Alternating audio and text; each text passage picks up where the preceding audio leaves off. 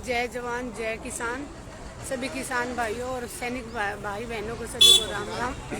आज तो मेरा मन बहुत दुखी है क्योंकि जिस वन रैंक वन पेंशन के लिए हम लोग 2015 से जंतर मंतर पे यहाँ पे आंदोलन कर रहे थे और सरकारों से कोई उम्मीद नहीं थी, सिर्फ सुप्रीम कोर्ट पे भरोसा था।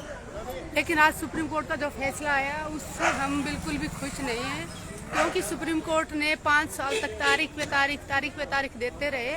उसके बाद आज सुप्रीम कोर्ट ने जो फैसला सुनाया कि 7 नवंबर 2015 को जो सरकार ने लेटर निकाला था वो सरकार की पॉलिसी है और हम उसमें इंटरफेयर नहीं करेगा कोर्ट। जबकि वन रैंक वन पेंशन जो जर्नलों ने 90 जर्नल थे उन्होंने भी वन रैंक वन पेंशन का एक अलग से केस डाला था और वो लोग जीत गए थे। अगर जर्नल को वन रैंक वन पेंशन मिल सकती है तो देश के सिपाही और बाकी रैंकों को क्यों नहीं मिल सकती, ब्रिगेडियर तक को क्यों नहीं मिल सकती, कर्नल को क्यों नहीं मिल सकती, हमारे हवलदार को क्यों नहीं मिल सकती।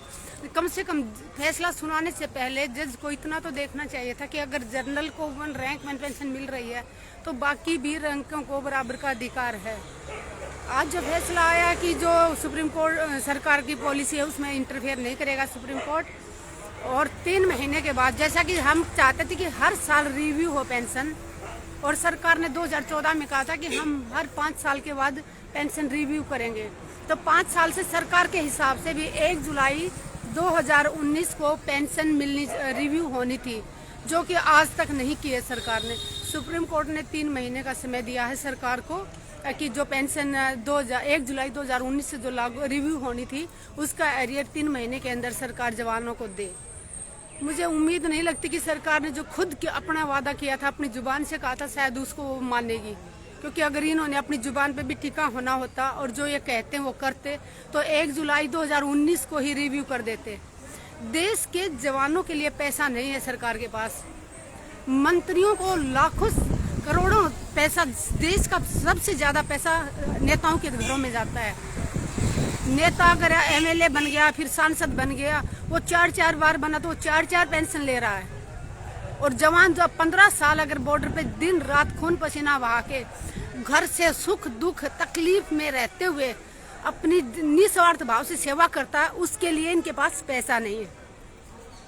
बहुत दुख हो रहा आज, लेकिन देखते हैं हमारी जो लीगल टीम है वो और आगे क्या फैसला लेती है। अगर जर्नलों को मिला हुआ है तो जवानों के लिए भी हम दोबारा कोशिश करेंगे कि केस डालें।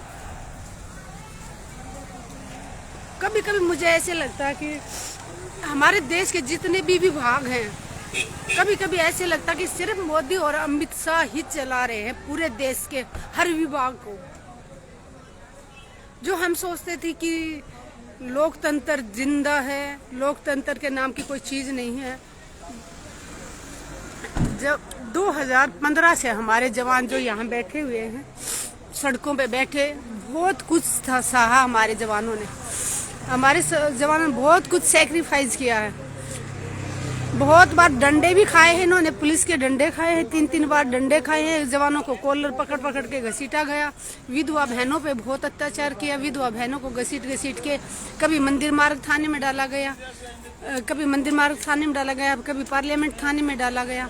तो सैनिकों ने 2015 से बहुत सारे अत्याचार सहे हैं और इसी उम्मीद में थे कि सरकारें तो हमें वन रैंक वन पेंशन नहीं दे रही, कम से कम सुप्रीम कोर्ट पे एक उम्मीद थी। लेकिन आज सुप्रीम कोर्ट ने जो फैसला सुनाया उससे हम बिल्कुल खुश नहीं हैं। सुप्रीम कोर्ट ने कम से कम ये देखना चाहिए था कि हमारे देश के सैनिक कितनी तकलीफ में रहते हुए बॉर्डरों में कितनी मुश्किल हालातों में नौकरी करते हैं, उनको वन रैंक वन पेंशन देने से सरकार को कोई ज्यादा घाटा नहीं हो जाता। देश का पैसा जो अरबों पैसा बैंकों को लूट लूट के दूसरे देशों में भाग रहे हैं, उनको ये कुछ नहीं कर सकते। और किसान हो जवान हो, उनको किसान अगर एक ट्रैक्टर ले आया और वो उसका कर्जा नहीं भर पाया तो किसान का ट्रैक्टर उठा ले जाते हैं। बहुत मैं कहूँगी कि देश अभी भी नहीं जाग रहा तो कब जागेगा। यूपी में लखीमपुर खीरी में किसानों के ऊपर गाड़ियां चढ़ा दी, चलते हुए किसानों के ऊपर गाड़ियां चढ़ा दी, और उसी यूपी में सरकार दोबारा उन्हीं की आ जाती है। जमीर मर चुका लोगों का, मतलब लोगों को सिर्फ कोई इतना अत्याचार करे लेकिन वोट डालते टाइम लोगों को 500 रुपए दिखते हैं, ये नहीं दिखता कि वो कितना अत्याचार कर रहे हैं। जब तक देश के हर मैं कहूँगी कि देश के हर विभाग में, चाहे वो टीचर हों, बैंक वाले हों, पुलिस वाले हों, जब तक हर विभाग के लोग कटोरा हाथ में नहीं उठा लेंगे तब तक देश जागेगा नहीं। ये तानाशाही सरकार ऐसे लोगों का गला दबाते जा रही है, फिर भी अपनी अपनी सरकार बनाई जा रही है।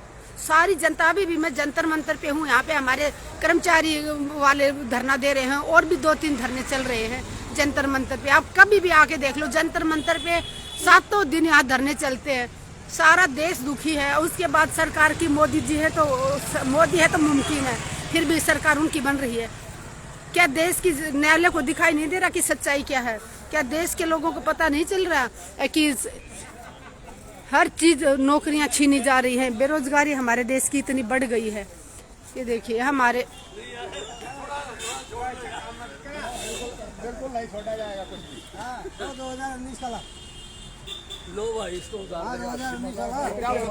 16/3/2022 है और 2467 दिन हो चुके हैं। इसी उम्मीद में थे हम लोग कि 1 रैंक 1 पेंशन सुप्रीम कोर्ट जरूर देगा, लेकिन आज मुझे लगता है कि ये आखिरी दिन होगा जंतर मंतर पे शायद।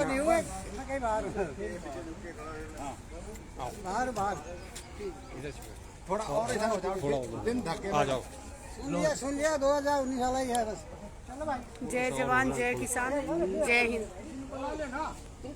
नायक रघुवीर।